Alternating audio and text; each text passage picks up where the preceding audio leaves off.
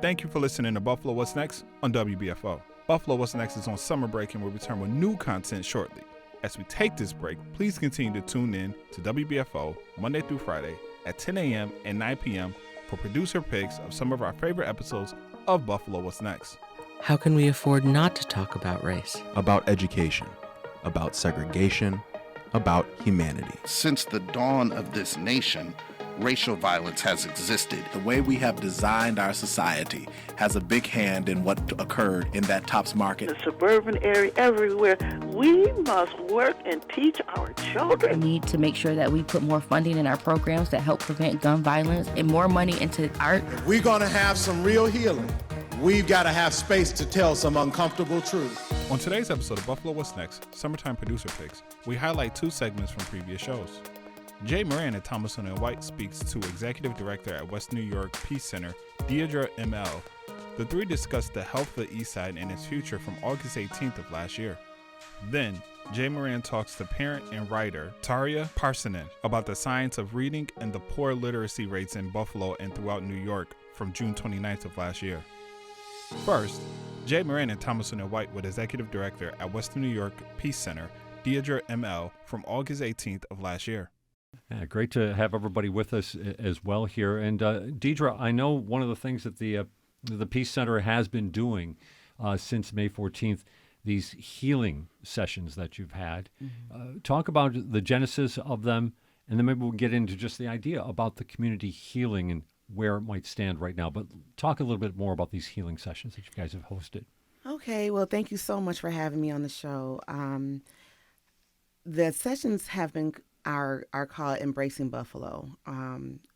Myself, along with a few other wonderful women, Dr. Sabrina Njai, Dr. Carol Penn, Dina Adler, Kathleen Heim from UB, School of Social Work, and Vicki Ross, of course, our board chair of the Western New York Peace Center, all came together to discuss what's next, right? Like that. After all the, all the hoopla of the, of channels, different channels coming out, and, people still have to continue to heal in different ways. There are many people that were without and still without mental health services, or don't have as much support to even pay for mental health services. And so we at the Peace Center understand that that justice and peace starts from within.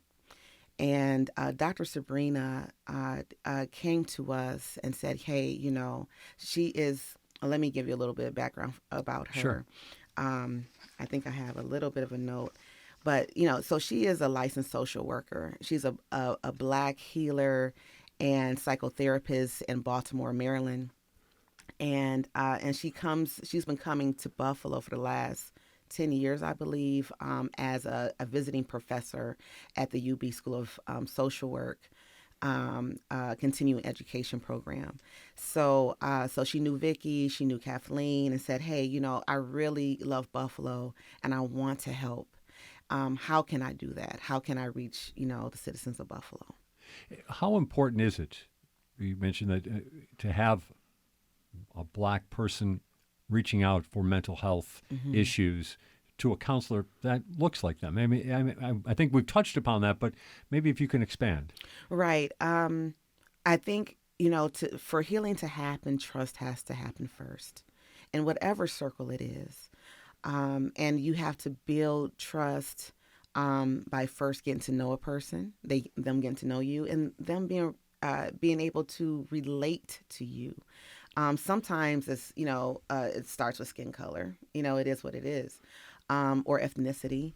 But then after that, how else can we relate to one another? Do our experiences can you relate to my experience? As a Black woman or a Black man, can you relate to, our experiences living in a poverty-stricken community or what have you? So I think it's about that. It's about trust. Healing since May 14th. It's probably different for a lot of different people, but can you give a general sense of what you understand about where the community is right now? Well, if anybody knows about healing, it's a process, and it doesn't happen. It's not a miracle. Like I was always told that miracles and healing are two different things. Miracles happen overnight, right? It's just something it wasn't there, now it's there. But healing is a full process and a wave of events and enlightenments, I would say, for the body, mind, and the spirit. So for the African American community that's on the east side of Buffalo, which is a part of my communities, I would say that it is happening, but in some areas, in other areas, not so much. Some people are feeling forgotten. Some people are feeling invisible.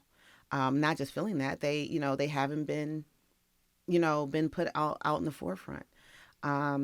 And so what we attempt to do is to reach still, those people, in the trenches, to reach, this Embracing Buffalo really try to connect to the foot soldiers, I call them, the ones who've been on the ground, first responders that not just responded the first day, but has been responding each day and every day and today. I'm not a part of one of those foot soldiers. I believe, the Peace Center has its own part, but I haven't, we support Pastor Giles and the Buffalo Peacemakers and Fathers and MVP and, all those wonderful organizations that have been on the ground, the Resource, Council of Western New York, so it's our job to give support.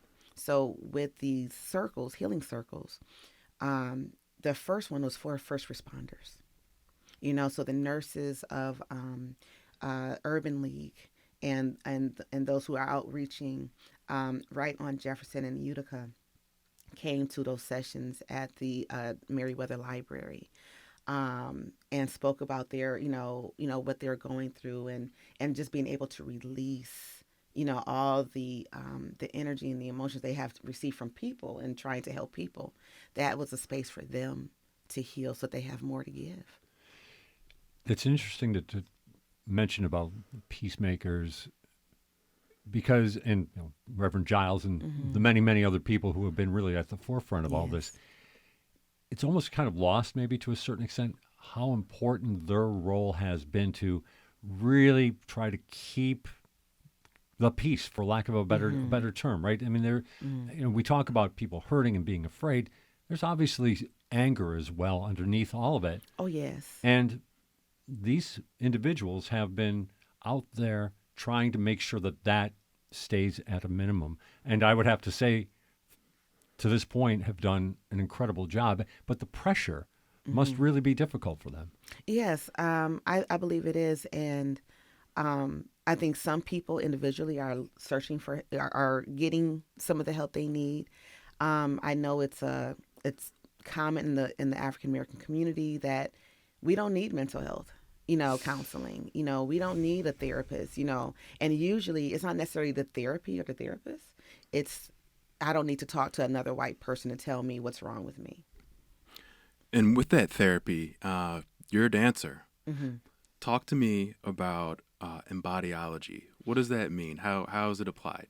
Okay, so now that in Embracing Buffalo, this first wave of healing circles are completed, I'm hoping in the mid-September to October, for 4 weeks, we'll be doing a series on embodiology. So what is that? It is a term that was created by Dr. African-American dancer and educator, Dr. Ama Ray. And this methodology is based on West African principles of human communications. It deals with breath work, rhythmic movement, music concepts that have shown efficiency in elevating the vitality and well-being of resilience and creativity. So what does all that mean? We're using movement to help to release the stress and the trauma of after 514.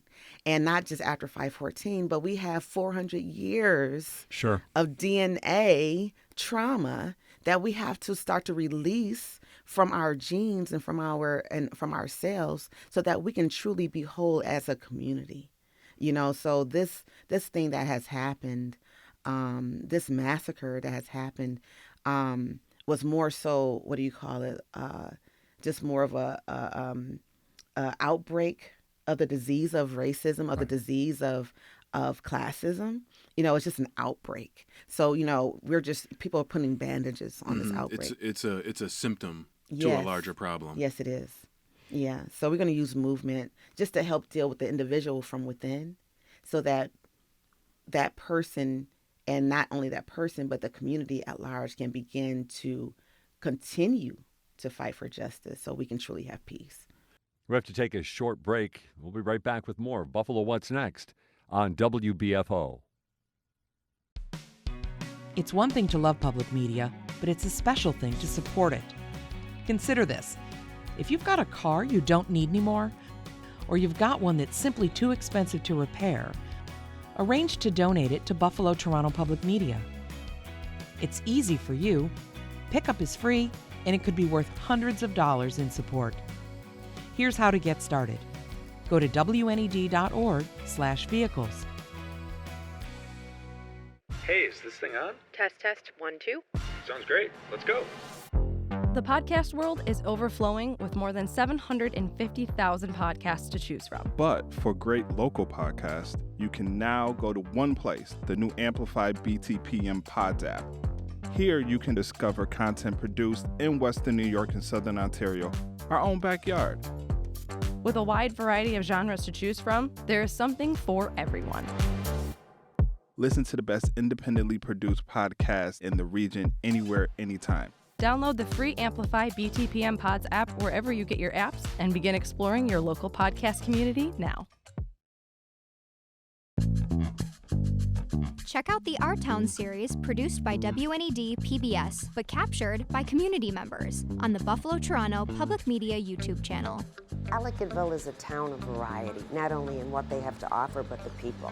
The Burlington community is becoming increasingly multicultural, and the library is reflecting that. Parks and playgrounds have been what makes the town of Tonawanda a great place to grow up.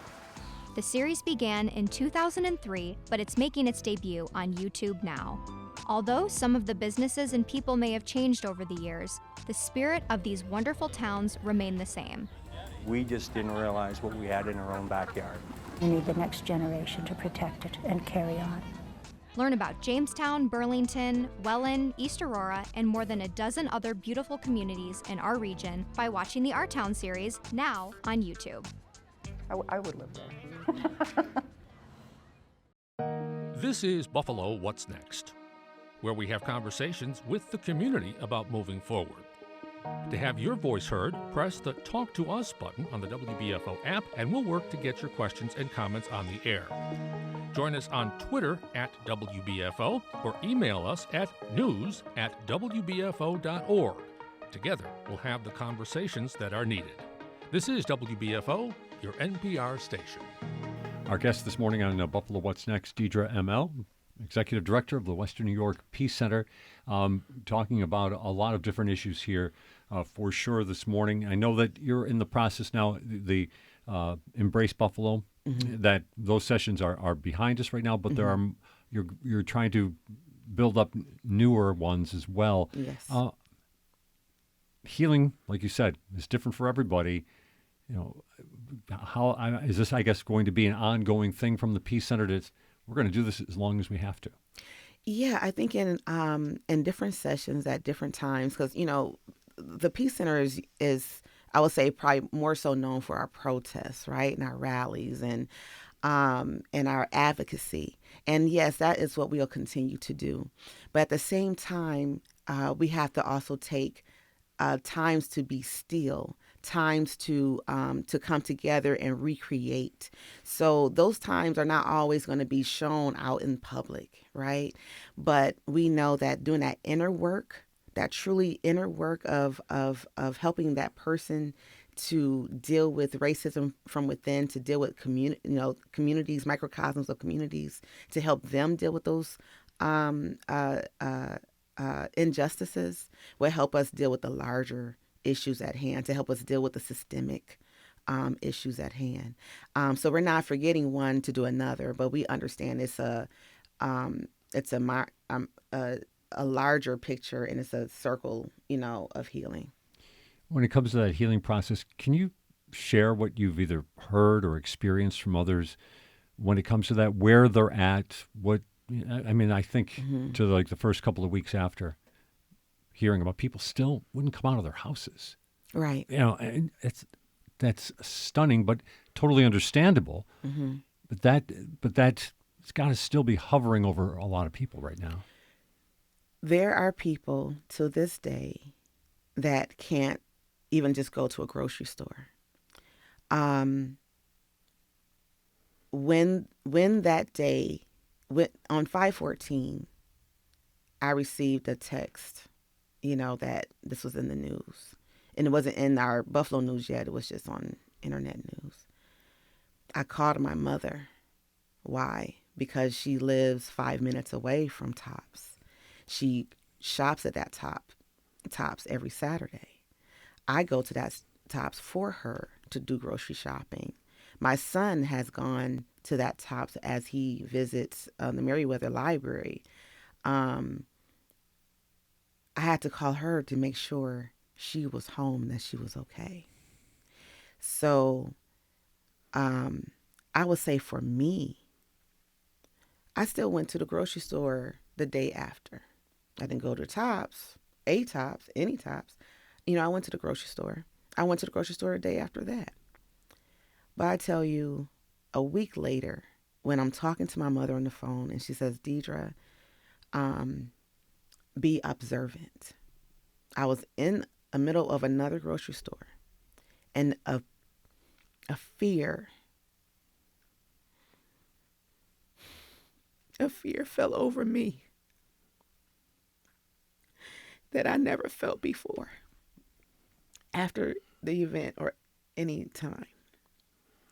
To start to look at each and every person that walked in that store. And I would say the store is a majority of probably, Caucasian, people, go to the store. So my question to myself was, should I feel safe because I'm in a mixed crowd? Would someone else get upset with another group or with, white people and want to do something to this store? And I just happen to be a bystander because someone's upset with them. I started thinking about, why aren't people being patted down coming into the store? Where's the extra security guards? I had a fear, and it was for that, I would say that hour while I was in the grocery store, my heart started pumping, but I didn't have that feeling right away. But I knew what she said was true. You should always be observant. But I have always felt safe in those spaces until after then. So even though I wasn't there, I live on the west side. However, I grew up, parts of my childhood has been literally on Jefferson and Utica. And I have taught children, even recently as the spring, right before the event, actually, our Peace Jam program was at the Merriweather Library. So we had children that we will walk the neighborhood and we'll talk about, issues. And so that's just as recent, I work in that neighborhood, I connect to that neighborhood. So yeah, I think it affects everybody a little bit differently. For me, I had to really ask myself, am I, how much is this affecting me? And how can I help somebody else? And I was actually just going to ask you, with all this work that you've been doing, pushing out this outward positivity, I would be remiss if I didn't ask you how you were doing. Does that feeling still persist of walking into a grocery store and looking around and making sure you're okay? Yeah. I'm more observant. Yes. But these sessions, even though we, help, to sponsor, co-sponsor, it was for me. I said, you know what, I can tell other people, what's going on. I can encourage, because each day was for different, we focused on different groups. One on first responders, one on the victims of 514 and their families, one on Black leaders, that have been, helping, in the community. And I said, you know what, I can spread the word. I can try to encourage my, my counterparts and my peers to come. But this is for me. I need this. I need to sit in this circle and let it, things out. I need to move, and I need to be heard and not judged. And that's what those circles help to do. It created safe spaces for people to just let it all out, what they were feeling. Some people were still angry, really angry. Some people were hurt. Some people say, justice is not, we don't have justice yet for this situation, let alone the bigger picture, And how do you manage all those different emotions from different people? That you go back to what you're being taught in the circles is this breath work, deep breathing. Why? Because that slows the heart rate, that gives oxygen to the brain, which helps you to, it gives blood flowing in the brain so that you can think, better, and you think, logically. We can't make decisions off of our emotions, right? Emotions come and go. But we can make decisions off of thinking and being mindful about our next actions. So taking in all these other emotions, I'm okay. I feel like I have compassion. I can feel, and I feel better that I can be there just to help them through whatever they're sharing, and saying, it's okay for you to share that. I'm not mad at you, and I'm not judging you for saying whatever you want to say in this circle. You are safe in this circle. And that's why, other news reporters and so on wasn't able to sit in on the circles to, evaluate or to tape anything, because we wanted to make it a safe space. That was very important. Our guest this morning for a few more minutes is Deidra, EmEl, Executive Director of the Western New York Peace Center. Reflecting a little bit on history here, the Peace Center had organized a march for May 15th, obviously long before what you knew was going on May 14th. And all the activity that happened right after that, I kind of have a lot of those events kind of mixed together. Tell us about what you saw that day. On May 15th? Yes. So there was a big question. Should we still do the march? The march was on victory, healing, and solidarity. And I said, yes, we're still going forth, because this is why we march. And we are so used to, as a nation, as a, just society, to be reactionaries. And we know that we are consistently dealing with injustice every day, right? So therefore, we've been planning the marches since, I believe, 2017, since, Trump came in office and so on. So even though we didn't do it in January, because it's just too cold to do that in Buffalo. I'm just sorry. The first year or two was great, but I said, the last couple of years was terrible. We had windstorms and, it was just terrible in January and March. So I said, you know what? We're going to do it in May. It's Victorious Women's Month. And we're going to celebrate our victory, and we're going to continue to encourage women and families to continue the fight. So it was just a really a sense of, oh my gosh, this just happened. Okay, let's come together. We already come together. Let's truly march for our life, right? And this was we marched on Niagara Street to Broderick Park.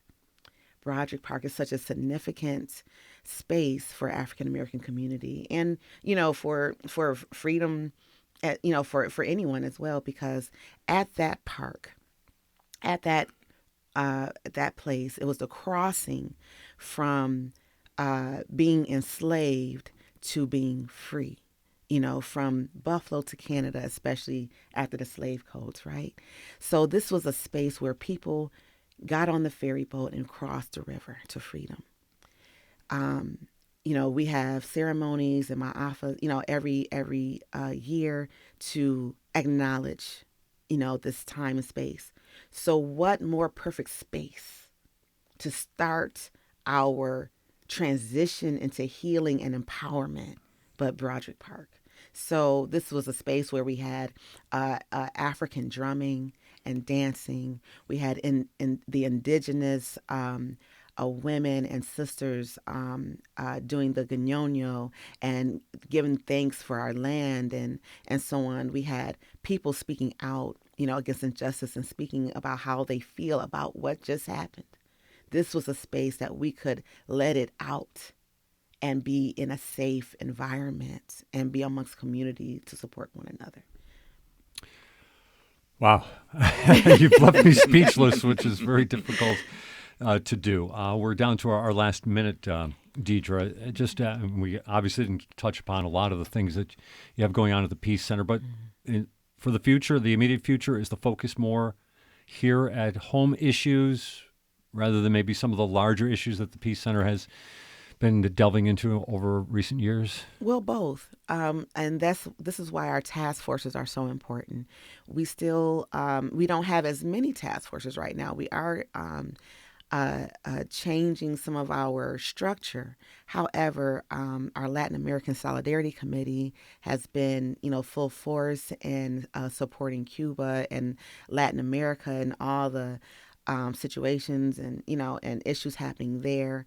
And we also are continue to support Afghanistan and so many places in the Middle East and so on. So our task forces are still doing the outreach for the world community. Our immigrant refugee task force is still continuing to help in those areas in the city of Buffalo. That was Jay Moran and Thomas O'Neill White with Deidra EmEl from August 18th of last year. We'll be right back with more Buffalo What's Next right here on WBFO.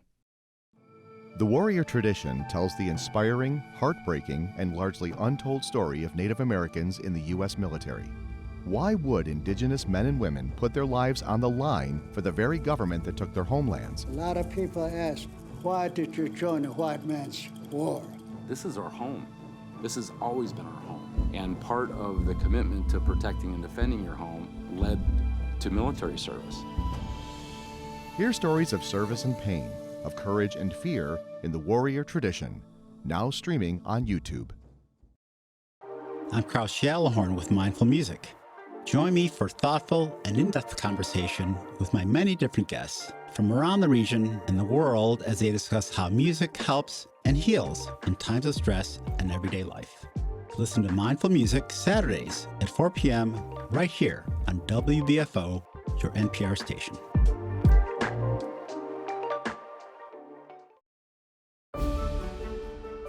WNED Classical has been conducting interviews of their own on YouTube with the classical music community.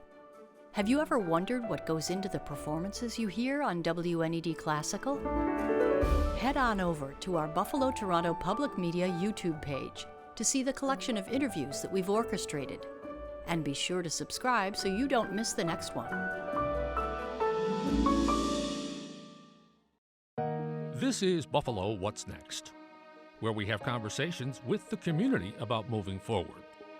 To have your voice heard, press the Talk to Us button on the WBFO app, and we'll work to get your questions and comments on the air. Join us on Twitter @WBFO or email us at news@wbfo.org. Together, we'll have the conversations that are needed. This is WBFO, your NPR station. And we end the show today with Jay Moran speaking with Tarja Parssinen from June 29th of last year. And we continue on Buffalo What's Next. I'm Jay Moran, joined by Tarja. Parssinen. She is the founder of the Western New York Education Alliance. We have a lot to talk about today. Tarja, thanks for coming in. Good morning. Thanks so much for having me. Great to have you. Of course, we are talking a lot about the city of Buffalo and impacted neighborhoods that have been dealing with poverty issues for decades here in Buffalo, for sure. One of the biggest issues for the people of Buffalo, of course, has been education, and the results have not been great, for sure. So we're going to talk a little bit about the science of reading, something that you are a big proponent of, for sure. But let's talk about proficiency when it comes to reading, statewide and then here in the city of Buffalo. Absolutely. Well, my organization is focused on improving educational outcomes for students in Western New York, and we really felt that we had to start at the very beginning, which is literacy, which is, of course, the building block for all future success for students. And as we started diving into the research, we saw that statewide, whether you're going by the NAEP scores or the state education scores, they're under 50%. They're 34 to 44%, which is... That's statewide. It's statewide. Right. And, if you look at Buffalo Public Schools, which in 2019, according to the State Ed Department, is 24.7% reading proficiency, I think we have to come to a collective starting point of that is not acceptable. And what can we do to change this? I think everyone would agree with that. It's not acceptable for sure. When it comes to not being literate, what can be or not having a great mastery of being able to read, what can be the outcomes of that? I mean, I know that this almost seems cliche to a certain extent, but at the same time, we should really be specific here. Absolutely. Being functionally illiterate really affects all aspects of life. And it's something that the city of Buffalo struggles with in terms of its functionally illiterate population and, also in other regions and districts as well. And, it affects, your simple ability to go to the bank, to open a bank account, to do things online if you have to check yourself into a hospital, if you have to help your student, if you have to communicate with your teacher or anything. It affects every aspect of your life. And so by simply improving reading proficiency scores, we are improving life outcomes. 17.5% struggle with functional literacy in Buffalo and Niagara. That's, and just to put that into a little more of a broad number, 147,000 people here, Buffalo and Niagara, basically what we like to call the Niagara Frontier or Western New York, are struggling with literacy for sure. We want to talk about finding new ways to change this. The science of reading. What do you mean by the science of reading? Well, I came to this, like I was saying, through research. And as I was looking about how to make change with regards to literacy, it came down to the way that New York State is doing things now, which is called balanced literacy. That's what the majority of school districts are doing. And the science of reading, which is really instruction and curriculum that is aligned with science or with evidence, based research. And if you look at other states, there are multiple other states, 20 other states that are doing this, that are legislatively taking action supported by governor. Mississippi, for instance, has years of data to support what they've been doing. But for some reason, New York State, for whatever reason, is not fully embracing this. And as we started diving into this and teachers started coming to us, we realized that teachers in the area were doing this on their own, researching the best ways that were science-aligned to teach kids. They're doing it on their own. They didn't know what other teachers were doing. They didn't know what other districts were doing. And they wanted to have that greater conversation. And this is how the idea for a literacy conference came to be, which is what all of the partners in the initiative will be hosting in October, so that we can really gather our educators to talk about the best ways to improve reading outcomes. Let's talk about the conference for just a second here, because I know you wanted to get into that just a little bit. You have these partners. Let's talk about your partners just a little bit here in Western New York, specifically there rather than maybe on national groups. Absolutely. We have, I believe the number is now 14 groups. They are amazing. And forgive me if I don't mention everyone, but sure. We have Say Yes Buffalo, Read to Succeed Buffalo. We have Ed Trust New York. We have We the Parents. We have so many amazing people. The After School Network of Western New York. And each of these organizations is working with children and families and adults, whether it's with student literacy, whether it's with adult literacy, whether it's with pre-K or aftercare programs. Everyone is touching children in some way with regards to literacy, and they all want to make sure they're doing it in the right way, in the most efficient way. It's interesting. There's an article in the Buffalo News. I want to give the credit to the author, Barbara O'Brien, who's a longtime reporter, of course, of the Buffalo News. It's talking about your initiative, and she focused, brought the article into a little bit of a personal focus in the sense that she focused on this Akron teacher in the Akron district. Talk about her and the methods that she's using and she believes she's finding success with. Absolutely. So Janine Detine is the teacher in Akron, and I know this because I've talked with her about what she's been doing and learning from her, and it's really fantastic. They have a Science of Reading book club at the school filled with teachers who want to know more. They are getting together and talking and dissecting podcasts on the science of reading, and they are supported by their leaders and by their administration. And what they're doing, what the science of reading really is, just to go back to that question that I know you brought up, but it is basically science of reading is not a curriculum. It's not a fad. It's not a movement. It's not something that's here today, gone tomorrow. It's based on 5 decades of accepted research, grounded research, basically on how the brain learns to read. And I didn't realize this when I started, but when you learn to read, you have to activate all 4 parts of the brain. You have to activate the neural pathways, and you can best activate these pathways in grades K through 3. That's when you do it. And that's why everyone says that you have to teach kids to read by 3rd grade. What happens after 3rd grade is that those neural pathways harden and become harder to work with.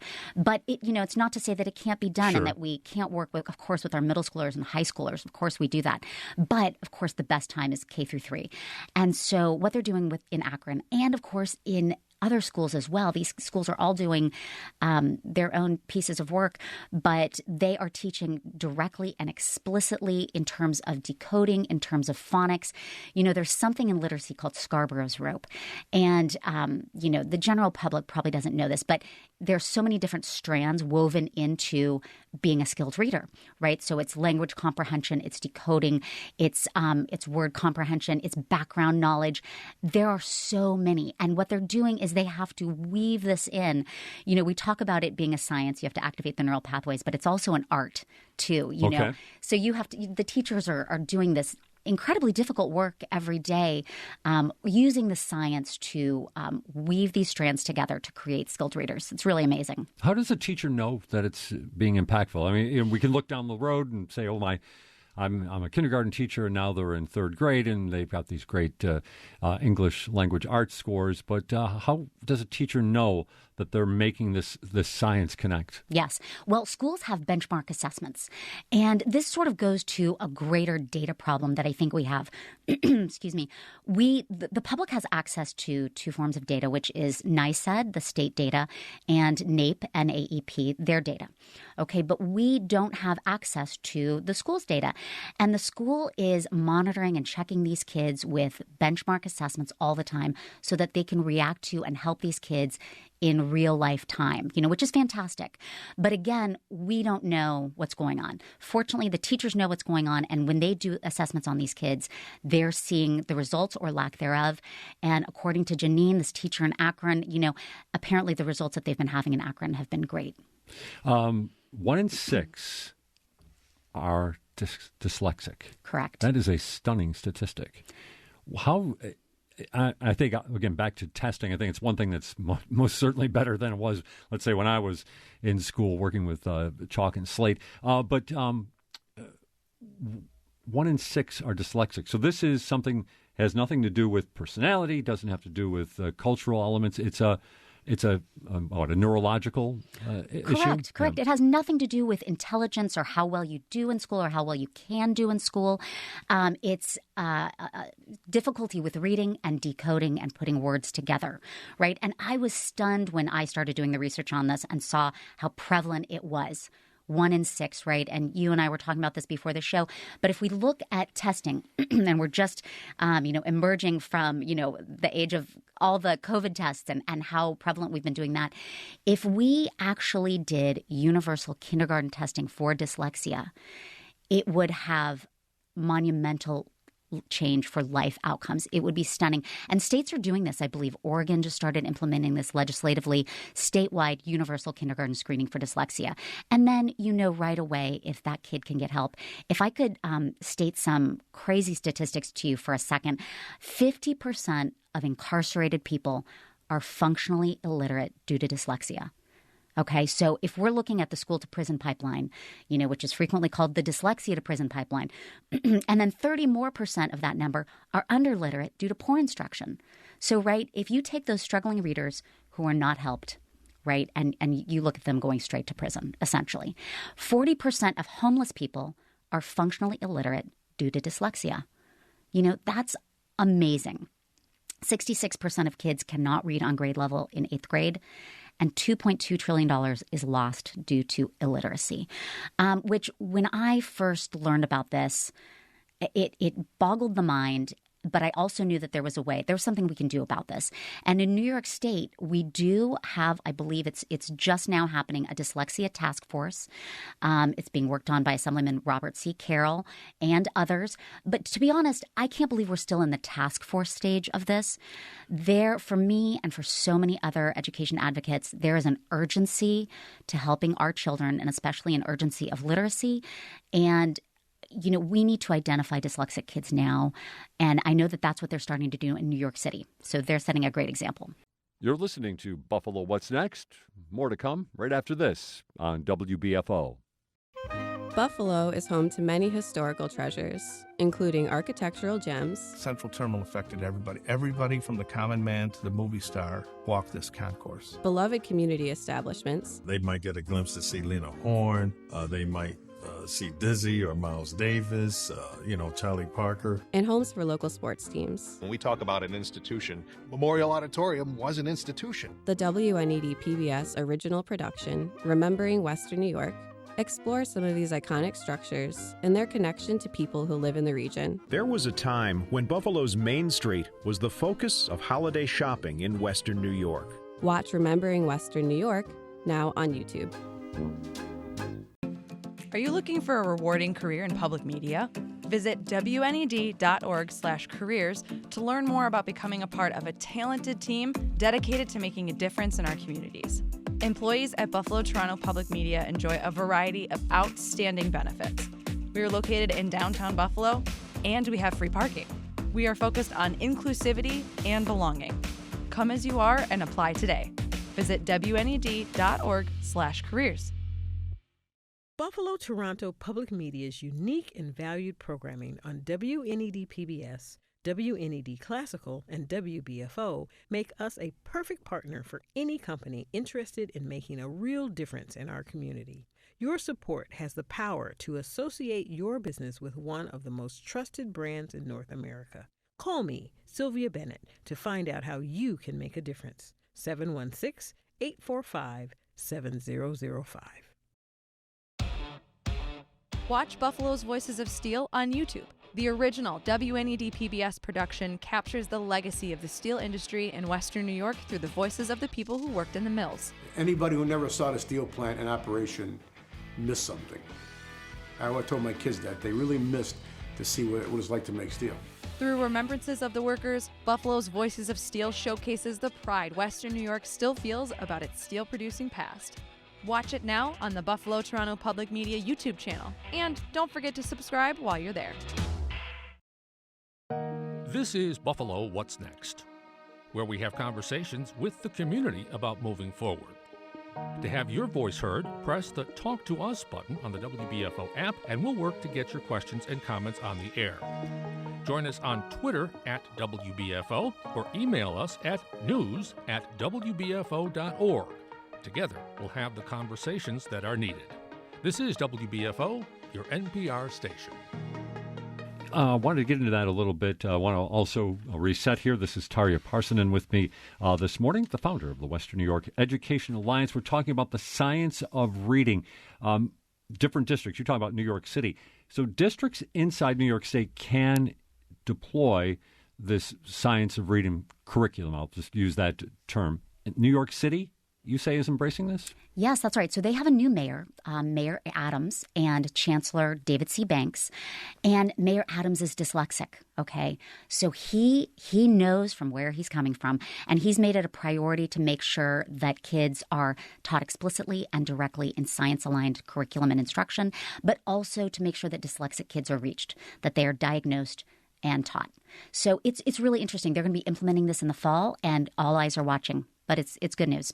It certainly is. Another district that caught my eye when we were talking a little bit, the Baltimore Public Schools are employing a program, Wit and Wisdom.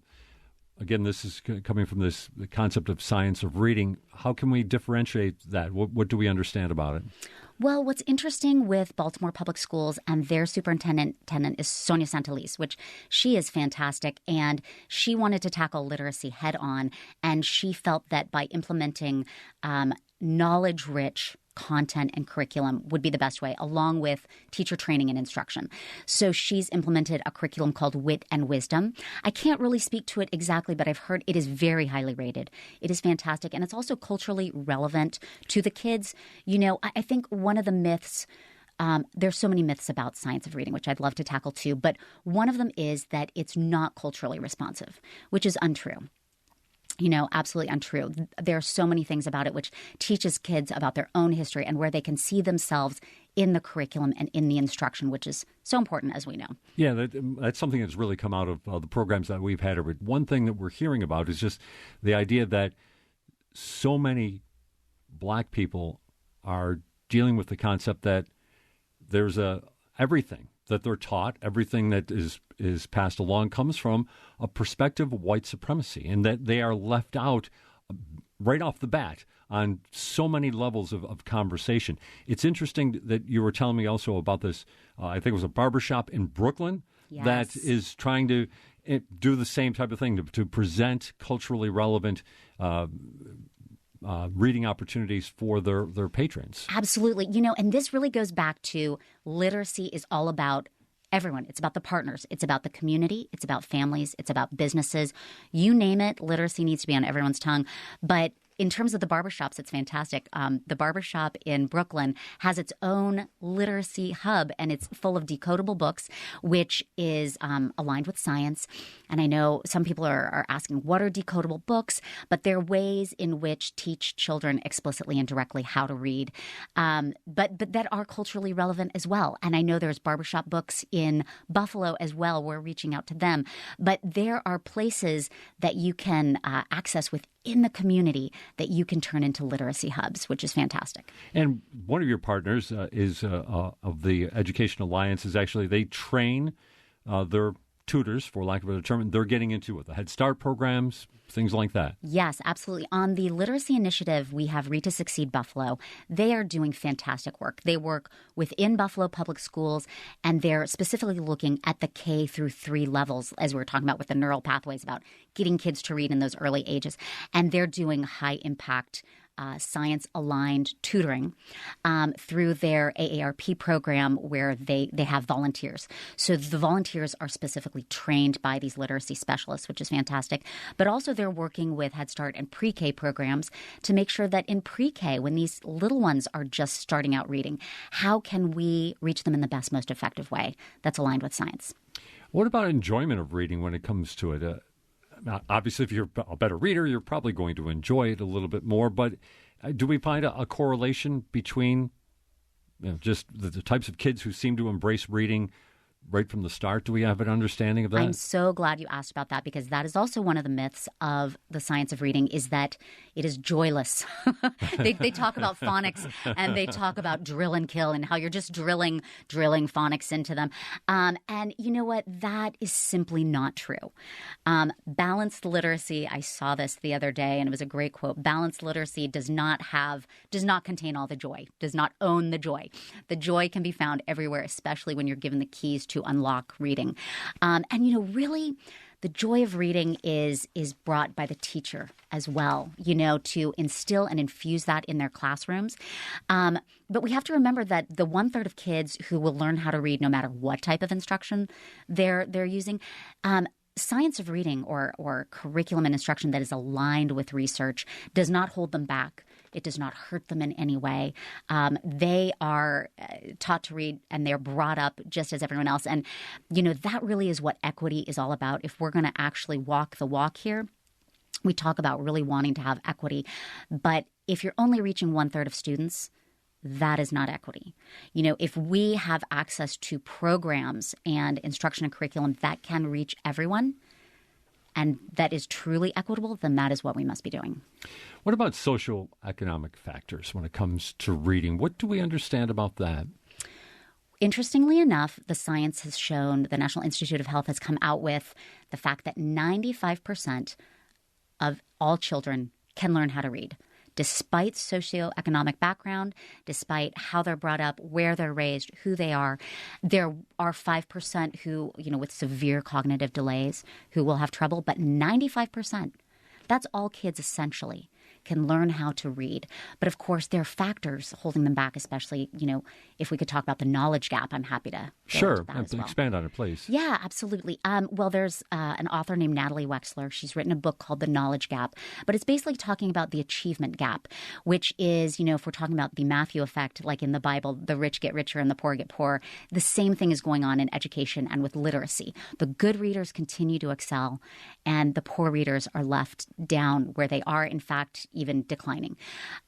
So if we could look more closely at that, in terms of the Matthew effect and gosh, you know what? I totally forgot where I was going. Sure. Well, we were talking about the knowledge gap. And the knowledge gap. Natalie Wexler. Yeah. Knowledge is so important.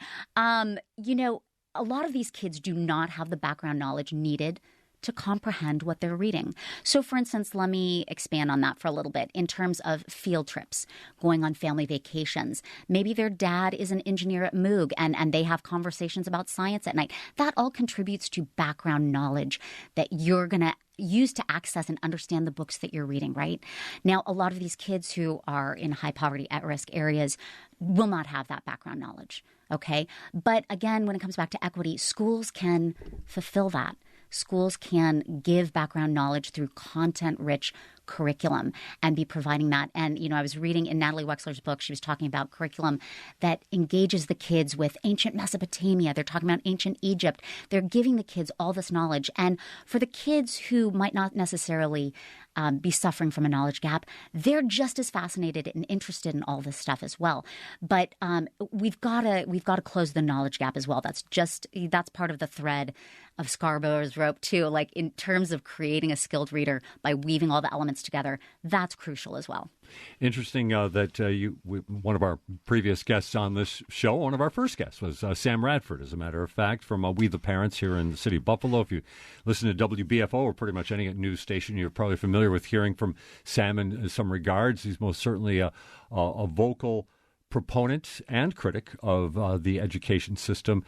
Talk about how you've been working with Sam. Sam has been fantastic, and he has been working with the Western New York Education Alliance for quite a while on various initiatives. His organization, We the Parents, is a partner on the literacy initiative, and he has been right there with us every step of the way in terms of looking at the research behind science of reading, looking at what New York City is doing. For his show, he brought in Dr. Tracy Whedon, and she is also a partner on the initiative with the Nyehouse Education Center. They are based in Texas, but they do literacy work nationwide. And he brought in Dr. Whedon for his radio show, and we were talking about that, and it was fantastic. But come September, which is Literacy Month, we are going to be doing something literacy related, pretty much every week that month. And we're going to have a Buffalo March for Literacy Saturday, September 24th. And we're going to bring in Dr. Whedon. We're going to bring in Dr. Maria Murray of the Reading League in Syracuse. And I'm sure we're going to have a lot of other speakers. It's going to be amazing. It's interesting, as you were talking about Sam Radford, some of the comments that I've heard from him through the years is very powerful comments. But he would talk about, he sounded like he spent as much time as he possibly could in his kids' schools, and how in one classroom there would be, I won't use the necessary word chaos, but a struggling learning environment. Mm-hmm. In another classroom, it would not be like that. It would be something that was functioning at a high level. Mm-hmm. So much of that, I guess, about the teacher. Mm-hmm. What about teachers? And when we get to it, I mean, I know teachers. I know lots of teachers, and all of them have the same good heart when it comes to this, the same good intentions, but yet the results aren't always there. What about that? What do you find? Right. Well, it is a little bit, as I was saying before, about the Wild West out there. Everyone seems to be doing something different and implementing different approaches. But you're right. Teachers at the end of the day want to do right by their students, and they want improved reading outcomes. And so many of them have expressed interest in how can aligning with science and research help do that. And so we literally will bring in the educators in October for free. The conference will be at no cost to them, to provide them with an opportunity to come together and speak to themselves, speak amongst each other, and learn from the best speakers in the nation.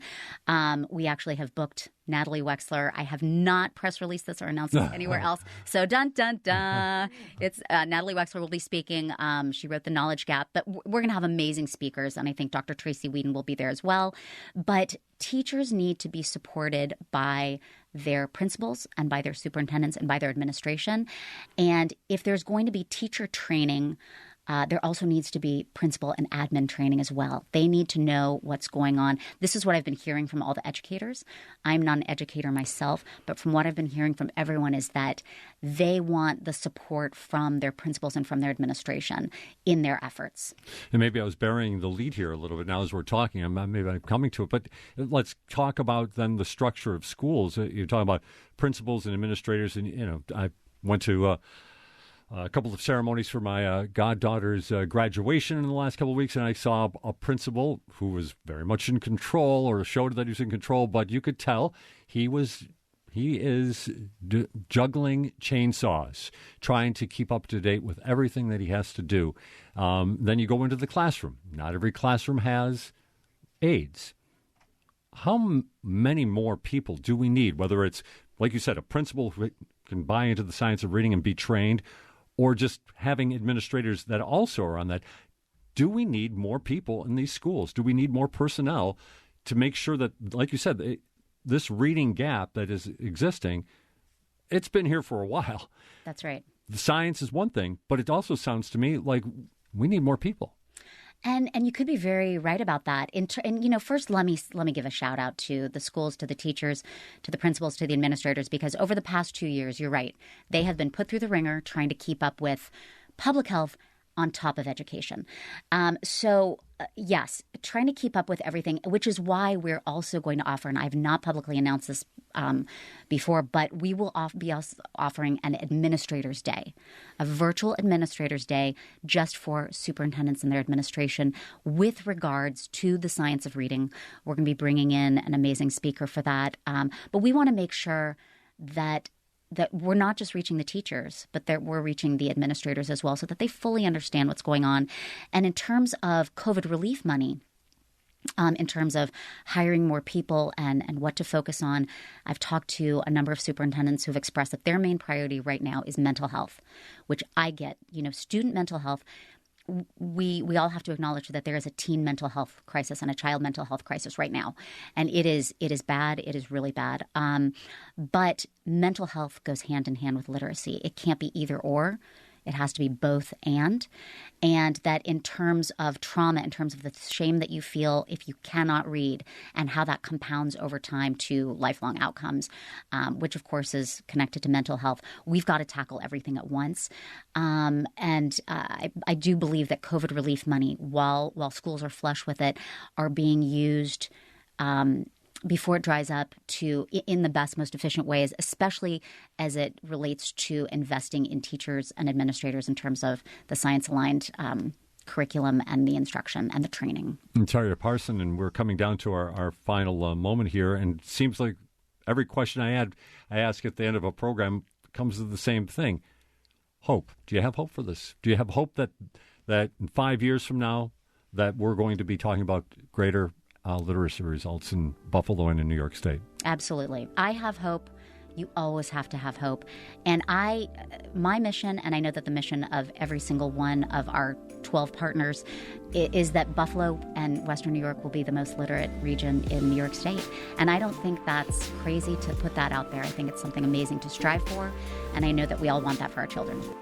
And that will do it for today's Summertime Producer Pick episode. We would like to thank our guests, Deidra, EmEl, and Tarja Parssinen. If you missed anything, you'd like to hear it again, a reminder that this program is a podcast. You can get it wherever you get your podcasts or the new Amplified BTPM app. And each episode is available online on demand at WBFO.org. This is WBFO and WBFO HD1 Buffalo, WOLN Olean, and WBJ Jamestown, your NPR station. This is Charles Gilbert. Thanks for listening.